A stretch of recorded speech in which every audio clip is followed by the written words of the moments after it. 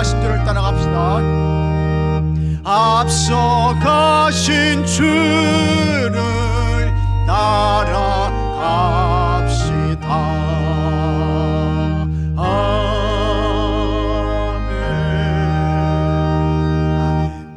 우리 다 같이 여러분 사랑합니다, 축복합니다 인사 한번 나누겠습니다. 사랑합니다, 축복합니다.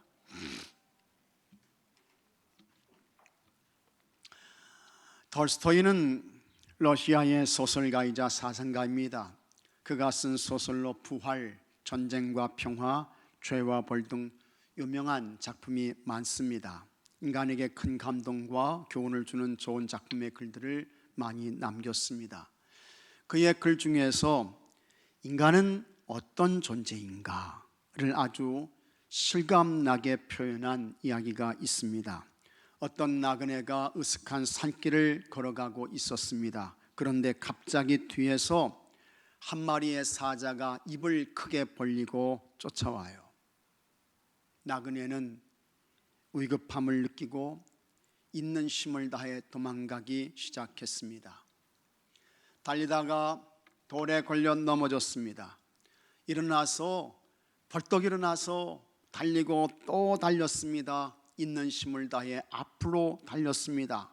쉬지 않고 입을 벌리고 쫓아오는 사자를 피하기 위해 앞만 바라보며 힘껏 달렸습니다. 그렇게 한참 달리다 보니 더 큰 절망에 부딪혔습니다. 살려고 달려온 길끝이 낭떠러지였습니다. 엄청난 낭떠러지가 있어요. 한 발자국도 앞으로 나갈 수 없습니다. 뒤로도 못 갑니다. 뒤에는 사자가 입을 벌리고 쫓아옵니다. 나그네가 큰 불안과 공포와 두려움에 휩싸였습니다. 답이 없습니다. 앞으로 가지도 못하고 뒤로 가지도 못하고. 그때에 낭떠러지 주변을 자세히 살펴보니 칡농쿨 몇 가닥이 아래로 내려져 있습니다.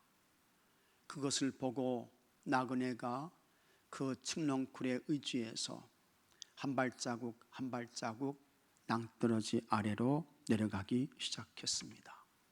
그러면 그렇지, 하늘이 무너져도 살 길은 있다 하면서 칡농쿨에 목숨을 부지한 채 낭떠러지 아래로 나그네가 내려가기 시작했습니다.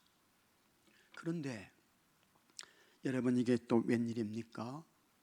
낭떠러지 절벽 아래에 생전 보지도 못했던 큰 구렁이가 입을 벌리고 혀를 낼름거리면서 낭떠러지 아래로 내려오는 이 나그네를 삼키려고 하는 것입니다. 위를 쳐다보니 굶주린 사자가 있어요. 아래를 쳐다보니 살기가 가득한 구렁이가 입을 벌리고 있습니다. 나그네는 위로도 아래로도 나갈 수 없는 불안과 절망의 자리에서 칡농쿨에 목숨을 부지한 채 가까스로 매달려 있습니다. 언제 어떻게 될지 전혀 모르는 상태에서 두려움과 공포의 시간을 보내고 있었습니다. 바로 그때에 이 나그네의 콧장등 위로 무언가 뚝뚝 떨어지는 물방울 같은 것이 느껴졌습니다. 마침 이 나그네가 목이 많이 말랐는데 잘 됐다고 생각하고 혀를 내밀어 콧장등으로 떨어지는 물방울을 핥았습니다. 맛을 보니까 달아요. 달콤해요. 그것은 자연산 꿀이었습니다. 위를 보니까 꿀벌 몇 마리가 칡농쿨에 붙어서 꿀방울을 아래로 떨어뜨리고 있습니다. 나그네는 벌들이 떨어뜨려주는 달콤한 꿀방울을 혀를 내밀어 핥아먹는 재미에 빠지고 말았습니다. 그런 나그네는 자신이 절벽에 매달려 있다는 사실을 까맣게 잊어버렸습니다. 그러더니 조금 있다가 위에서 이상한 소리가 나요. 슥싹슥싹 뭔가를 갉아먹는 소리였습니다. 그래서 위를 올려다보았습니다. 자신을 지탱해 주고 있는 칡농쿨을 쉰지 한 마리가 나와서 갉아먹고 있는 거예요. 이 쉰지가 칡농쿨을 갉아먹고 들어갔습니다. 그러더니 이번에는 검은 쥐가 나와서 이 칡농쿨을 갉아먹습니다. 쉰지와 검은 쥐가 번갈아 나와서 이 나그네가 목숨을 부지하고 있는 이 칡농쿨을 계속해서 갉아먹고 있습니다. 그러면서 이 나그네의 목숨줄은 서서히 끊어져 가고 있습니다. 그런데 이 나그네는 칡농쿨에 매달려 있는 거기 자신에게 콧단중 위로 떨어지는 콧잔등, 이걸로 떨어지는 이 꿀방울을 핥아먹는 재미에 자신의 목숨이 끝나가는 시간이 다가옴도 잊어버리고 있는 것입니다. 톨스토이는 이것이 세상을 살아가고 있는 인간이다 라고 했습니다. 이게 사람이라는 거예요. 그러면 뒤에서 쉬지 않고 입을 벌리고 쫓아오는 이 사자는 뭐냐? 이 사자가 뭡니까? 세월입니다. 이 세월을 멈추게 할 수 있는 사람은 아무도 없습니다. 세월을 이길 장사가 있습니까? 없어요. 한 사람도 없습니다. 인간은 누구나 흘러가는 세월과 함께 종착역을 향해 달려가고 있습니다. 낭떠러지의 칡농쿨에 매달려 있는 인간의 모습은 뭘까? 죽음과 이 비존재, 이 두려움과 불안에 떨고 있는 인간을 표현하고 있는 것입니다. 사람은 누구나 한 번 죽지요. 죽음에서 예외인 사람은 없습니다. 단 한 명도 없습니다. 모든 사람은 다 죽어요. 그리고 사람들은 죽음의 공포와 두려움으로 불안에 떨고 있습니다. 칡농쿨에게 매달린 이 나그네에게 콧잔등으로 꿀방울이 떨어졌어요. 이 콧잔등으로 떨어진 이 꿀은 뭘까? 세상의 삶을 살면서 잠시 찰나적으로 얻고 누리는 성공입니다. 승리입니다. 쾌락입니다. 행복입니다. 우리의 삶에서 일어나는 소소한 즐거움이며 재미입니다. 그런데 사람들이 참 어리석습니다. 무지해요. 그와 같은 잠깐 누리는 인생의 즐거움과 행복이 내가 누구인지를 잊어버리게 합니다. 그래서 수많은 사람들이 교만합니다. 마치 세상의 것이 영원한 것인 줄로 착각해서 겸손하지 않습니다. 내가 누구인지를 깊이 생각하지 않고 세상 즐거움과 쾌락에 빠집니다. 그러다가 자기를 잃어버려요. 그리고 하나님 앞에서 이 목이 곧은 것입니다. 교만한 것입니다. 하나님이 없는 삶을 사는 것입니다. 그러는 동안 흰쥐, 검은쥐가 나와서 이 나그네가 매달려 있는 칡농쿨 생명줄을 갉아 먹습니다. 여기서 흰쥐, 검은쥐는 뭘까? 흰쥐는 낮입니다. 밝은 대낮이에요. 검은쥐는 뭡니까? 검은쥐는 밤입니다. 캄캄한 밤을 의미합니다. 그렇게 낮과 밤이 반복되면서 시간이 지나가는데 흘러가는 물처럼 시간이 너무 빠르게 지나갑니다. 쏜살같이 지나가요. 그리고 그렇게 지나가는 시간을 어느 누구도 멈춰서 세울 수 없습니다. 도로를 달리는 버스는 정류장에서 섭니다. 택시도 손을 흔들면 서요.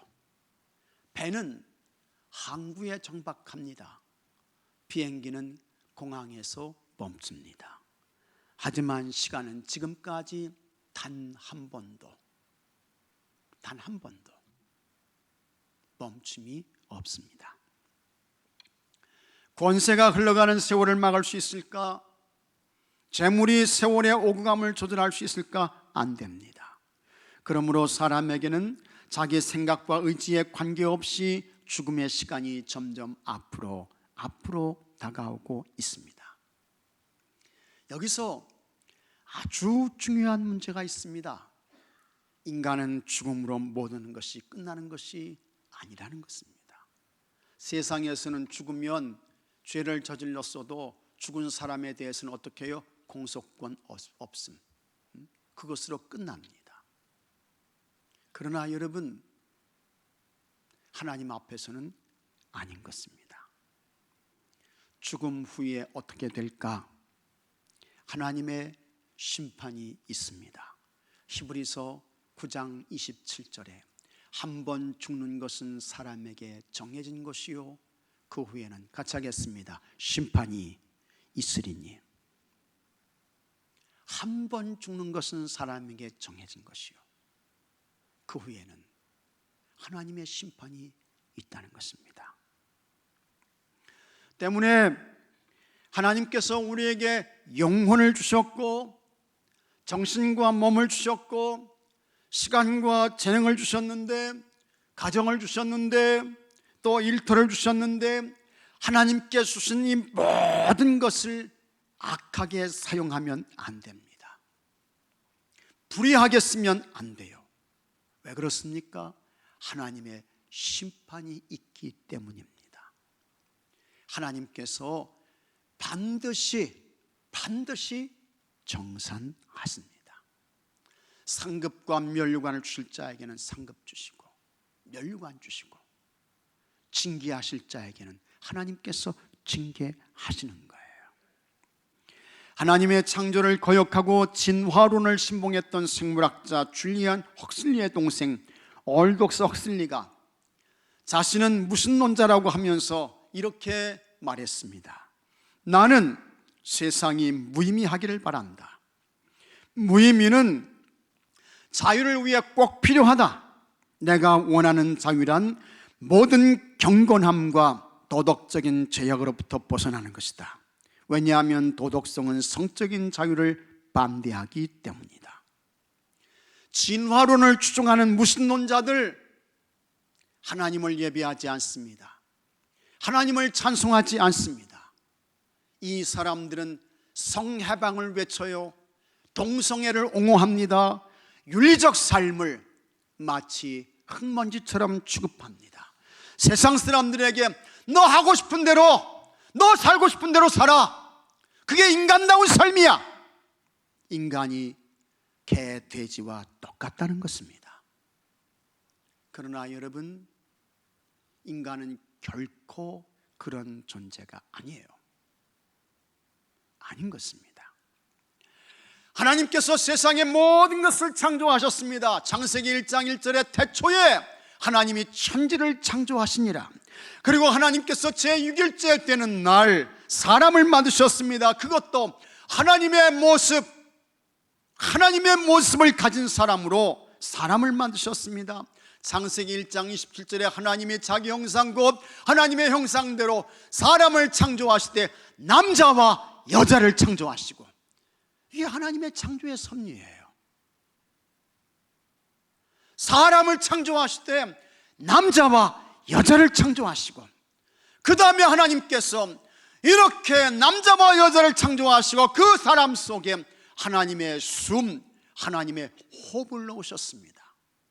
루하흐라고 하죠. 하나님의 숨, 하나님의 호흡.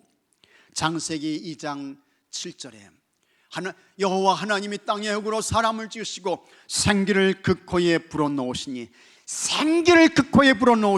사람이 생명이 되니라. 다 같이 아멘. 그러니 여러분, 하나님의 피조물인 사람은 자기가 하고 싶은 대로, 내가 살고 싶은 대로 살면 안 되는 것입니다. 하나님의 사람다운 삶을 살아야 돼요. 하나님의 성민다운 삶을 살아야 돼요. 왜 그렇습니까? 우리 속에 하나님의 숨, 하나님의 호흡이 있기 때문인 것입니다. 그러면 어떻게 하는 것이 하나님께서 기뻐하시는 하나님의 사람다운, 하나님의 거룩한 성민다운 삶을 사는 것일까? 사람과 하나님 앞에서 하나님의 성민다운, 하나님의 거룩한 자녀다운, 하나님의 백성다운 삶을 산 사람이 있습니다. 그가 누구냐? 오늘 본문에 나오는 사무엘이라는 사람입니다. 이 사무엘은 이스라엘 역사에 있어서 마지막 사사였습니다. 그는 제사장이었습니다. 그리고 그는 선지자였습니다. 사무엘의 뜻은 하나님께 구함이에요. 혹은 하나님이 지명하심, 그런 의미인 것입니다. 사무엘의 아버지는 에브라임 지파의 엘가나라는 사람이었습니다. 그리고 사무엘의 어머니는 한나라고 하는 여인이었습니다. 참 좋은 가정을 이루었습니다. 그런데 하나님께서 이 가정에 자녀를 주시지 않았습니다. 자녀를 허락하시지 않았어요. 그래서 이 한나가 하나님 앞에 서원을 합니다. 이렇게 기도했어요. 사무엘상 1장 11절에 만군의 여호와여, 만일 주의 여종의 고통을 돌보시고 나를 기억하사 주의 여종을 잊지 아니하시고 주의 여종에게 아들을 주시면 내가 그의 평생에 그를 여호와께 드리고 평생에 그를 여호와께 드리고 삭도를 그의 머리에 대지 아니하겠나이다. 이것을 우리는 나실인이라고 부릅니다. 한나가 이렇게 하나님께 간절히 기도하니까 하나님께서 이 한나의 기도를 들으셨어요. 하나님께 구했더니 하나님이 들으셨어요. 그리고 하나님께서 이 가정에 아들을 주십니다. 그렇게 해서 태어난 아들이 사무엘입니다. 어머니 한나는 참 믿음 좋은 여인이었습니다. 하나님께 약속한 거 어기지 않죠. 그래서 이 사무엘의 젖을 뗀 후에 이 사무엘을 하나님의 성소로 보냅니다. 그래서 이 사무엘이 하나님의 성소가 있는 그곳에서 큽니다. 그 당시에 대제사장은 엘리라는 사람이었는데 이 엘리에게는 하나님의 음성과 하나님의 감동이 임하지 않습니다. 그런데 사무엘에게는 하나님의 음성이 들립니다. 하나님의 영의 감동을 받아요. 그리고 마침내 이 사무엘이 하나님께서 기뻐하시는 좋은 선지자가 되었습니다. 훌륭한 제사장이 되었습니다. 이스라엘 역사에서 왕정 국가를 세워요. 사울에게 기름을 부어서 이스라엘 나라의 첫 번째 왕이 되게 했습니다. 그 후에 하나님께서 사울을 피하십니다. 그래서 다윗에게 기름을 부어서 다윗이 이스라엘 나라의 두 번째 왕이 되는데 아주 중요한 역할을 이 사무엘이 하는 것입니다. 미스바에서 이스라엘 백성들을 모이게 했습니다. 미스바로 모이라 해서 금식하며 기도합니다. 회개운동을 일으켜요. 블레셋을 물리칩니다. 이스라엘을 영적으로 이끈 훌륭한 지도자였습니다. 이 사무엘이 이제는 나이가 많습니다. 사사로, 제사장으로, 선지자로 살아온 자기의 삶을 돌이켜보는 거예요. 사사로서, 제사장으로서, 선지자로서 사무엘이 어떻게 살았는가? 자기를 돌이켜봐요. 그는 먼저 사람들 앞에서 부끄러움이 없었습니다. 사무엘이 살아온 삶에 대한 당당함을 표현하는 용어가 있습니다. 그것이 보라입니다. 보라. 그래서 1절에, 자 여러분 1절 말씀 같이 한번 읽어보겠습니다. 사무엘이 온 이스라엘에게 이르되 보라, 너희가 내게 한 말을 내가 다 듣고 너희 위에 왕을 세웠더니 했습니다. 보라. 그 다음에 2절에도 또 나옵니다. 2절 말씀 같이 읽겠습니다. 이제 왕이 너희 앞에 출입하느니라. 보라, 나는 늙어 머리가 휘어졌고 내 아들들도 너희와 함께 있느니라. 내가 어려서부터 오늘까지 너희 앞에 출입하였거니와. 여기서 보라, 보라, 이 말은 여러분들이 나에게 이야기했고 여러분들이 나에게 요구했던 거, 그거 내가 다 부끄러움 없이 다 그대로 행했다 하면서 나는 부끄럽지 않은 삶을 살았고 후회가 없는 삶을 살았다 라고 하는 것을 표현하고 있는 것입니다. 그 다음에 그러면서 3절에 5가지 질문을 던지는 거예요. 3절에 내가 누구의 소를 빼앗았느냐? 내가 누구의 나귀를 빼앗았느냐? 내가 누구를 압제했느냐? 내가 누구를 속였느냐? 내가 누구의 손에서 뇌물을 받았느냐?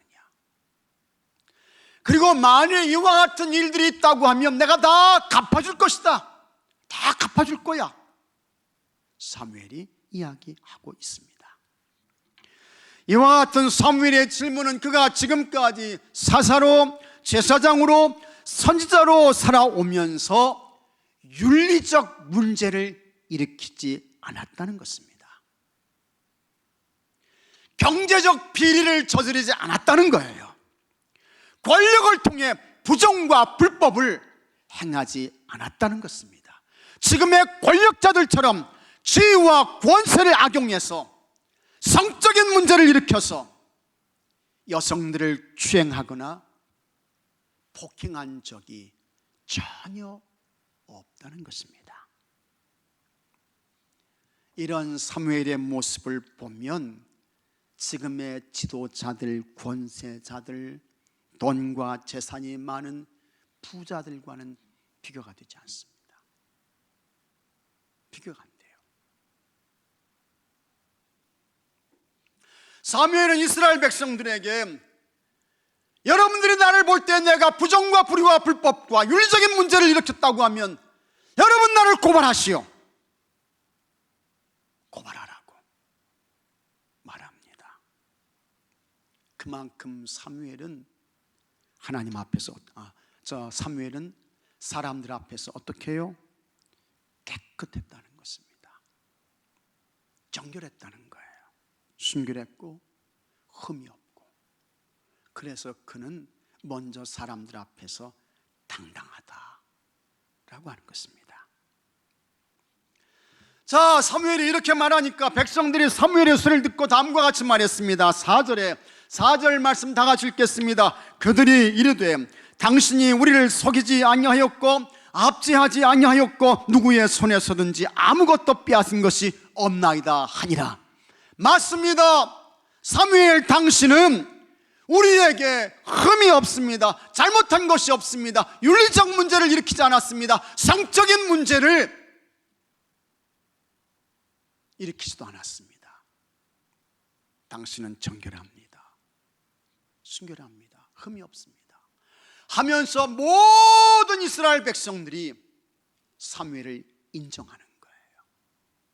그리고 그를 존경하는 것입니다. 여러분, 사람이 사람에게 인정받는 거, 칭찬받는 거 참 어려운 것입니다. 힘든 거예요.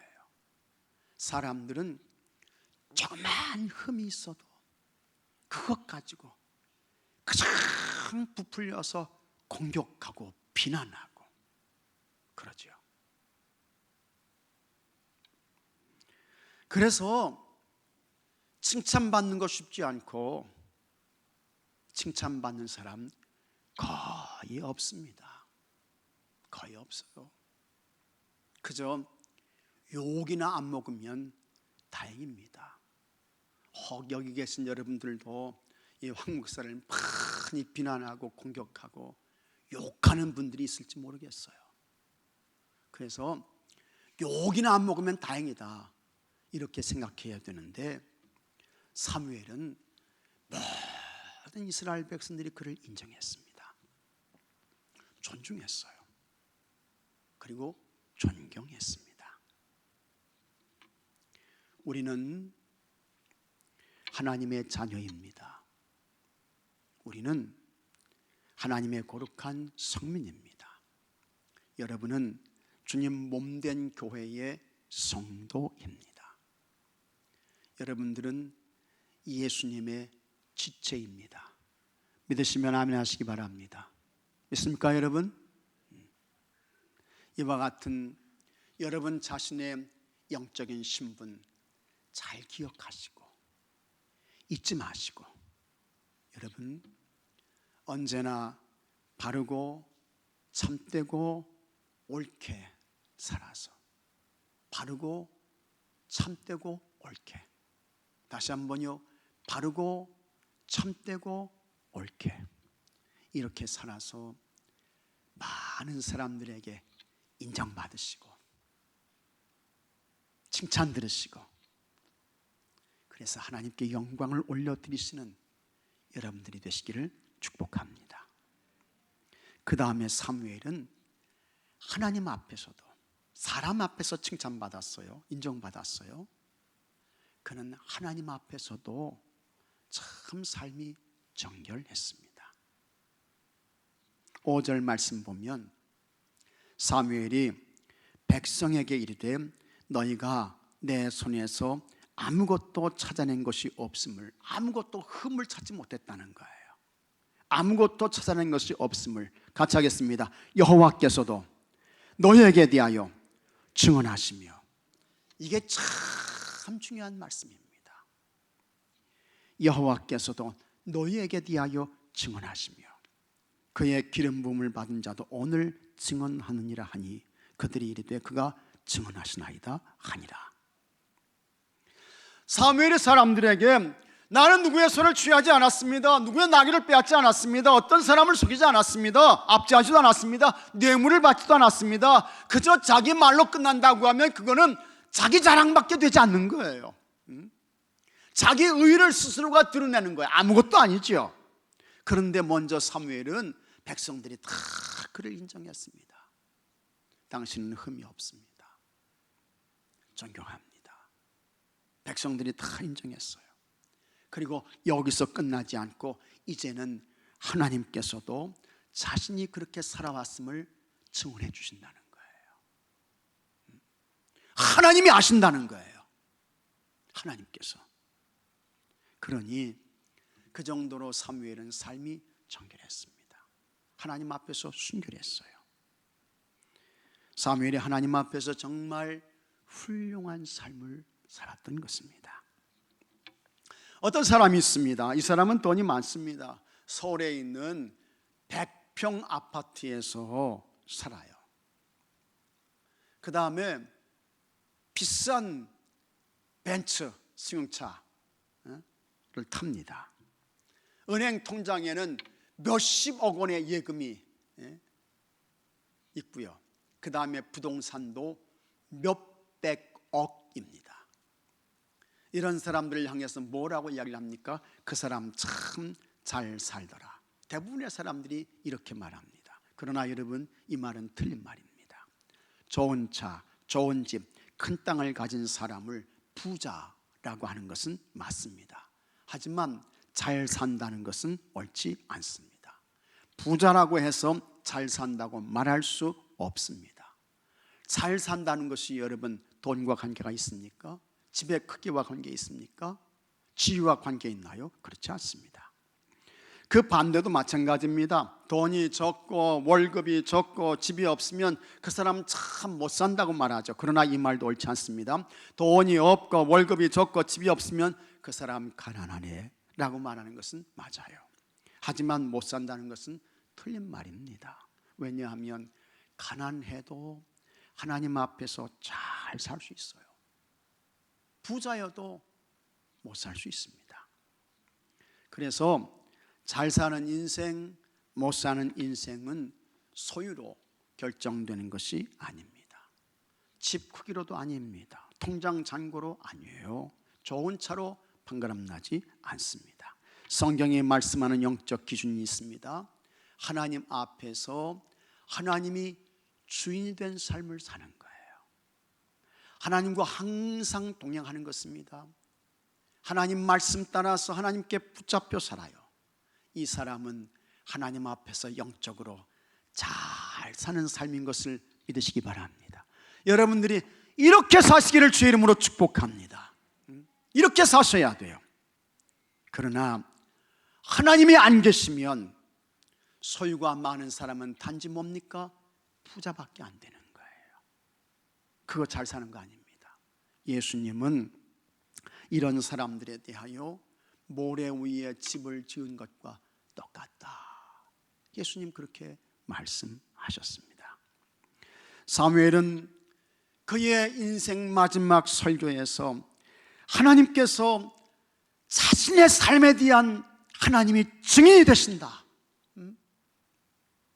내가 어떻게 살았는지 하나님께서 증언해 주셔. 그 정도로 이 사무엘은 하나님 앞에서 참 옳은 삶을 살았습니다. 하나님께 잡혀 살았어요. 영적으로 잘 산 것입니다. 여러분의 행복의 기준은 무엇입니까? 집 크기 아니지요. 월급 액수 아닙니다. 통장 잔액입니까? 아닙니다. 자녀인가요? 아닌 것입니다. 만일에 여러분의 집 크기, 월급 액수, 통장 잔액이 행복의 기준이고 근거라면 100년, 1000년, 만년이 지나도 그 사람에게 행복은 절대로 없습니다. 왜냐하면 사람의 욕심과 수준은 끝이 없습니다. 한이 없는 거예요. 그칠 줄 모르죠. 우리의 인생이 무엇과 같을까? 자동차입니다. 열심히 달려요. 다른 사람보다 더 빨리 가야 된다. 더 빨리 가야 돼. 어서 빨리 달려야 돼 하면서 있는 힘을 다해 달립니다. 자동차가 빨리 달리면 기름도 많이 들어가요. 엔진도 더 많이 피곤합니다. 그런데 여러분, 그렇게 그냥 달렸는데 목적지를 알려주지 않는 이 내비게이션이 없으면, 내비게이션 따라가지 아니하게 되면 엉뚱한 산속에 내릴 수 있습니다. 허무가 있는, 아무것도 없는, 무밖에 남지 않는 그런 곳에 우리가 떨어질 수 있는 것입니다. 우리의 인생도 방향 없이 달리기만 하다가 어느 날 깨닫게 됩니다. 이거 아닌데, 인생 잘못 살았네. 그 다음에 뭐가 옵니까? 후회가 오게 되는 거예요. 그러면서 껄껄껄 하게 됩니다. 우리의 인생을 돌이켜보면서 3걸, 3걸을 하게 돼요. 첫째, 같이 하겠습니다. 잘할 걸 하게 되는 거예요. 건강할 때 예배 잘 드릴 걸, 힘 있을 때 더 잘 기도할 걸, 젊었을 때 더 잘 헌신할 걸, 가까이 있을 때 잘할 걸, 돈 있을 때 더 잘 드릴 걸. 둘째, 같이 하겠습니다. 그럴 걸, 좀 더 사랑할 걸, 좀 더 축복할 걸, 좀 더 칭찬할 걸, 좀 더 많이 나눠줄 걸. 셋째, 같이 하겠습니다. 참을 걸. 내가 그때 참아야 할 걸.